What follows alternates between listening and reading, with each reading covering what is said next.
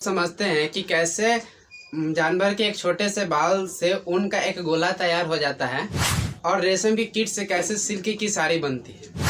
और कश्मीरी शाल इतना फेमस क्यों होता है कि वो अधिक ठंड में भी उससे आसानी से काम चला जाता है। यानी कुछ ऊन का कपड़ा ऐसा होता है जो मोटा होने पर भी कम सर्दी से रोकता है, लेकिन जो कश्मीर का जो शाल या स्वेटर होता है वो पतला होने पर भी कैसी सर्दी में भी हमको बचाता है।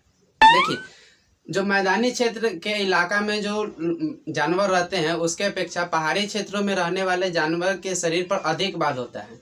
ये बाल उनके लिए एक स्वेटर की तरह काम करता है जो कि उनको ठंड से बचाता है। कई क्षेत्रों में ऊन के उत्पादन के लिए भेड़ का पालन किया जाता है। पूरे साल में एक बार गर्मी के समय में भेड़ के त्वचा की पतली परत के साथ उस बालों को अलग किया जाता है।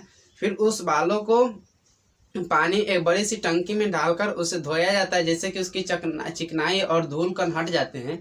इस प्रक्रिया को अभिमार्जन कहते हैं। इसके बाद उसे अलग अलग गुणवत्ता के अनुसार अलग अलग छाटा जाता है, जैसे इस प्रक्रिया को हम लोग छटाई कहते हैं। उसके बाद जब उसको छाट लिया जाता है तो उसके बाद उसे रंगा जाता है। उस प्रक्रिया को रंगाई कहते हैं।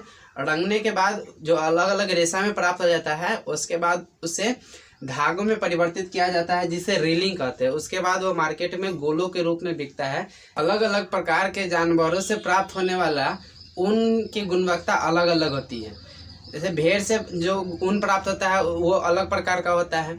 भेड़ के अलावा याक जो पहाड़ी क्षेत्रों में रहती है, बकरी, उससे और ऊँट के बालों से भी ऊन को तैयार किया जाता है। पहाड़ी क्षेत्रों में एक विशेष प्रकार की पश्मीना बकरी रहती है, उससे जो प्राप्त होता है ऊन, उससे शॉल बनता है, उसे पश्मीना शॉल कहते हैं। ये शॉल बहुत ही उत्तम क्वालिटी का होता है।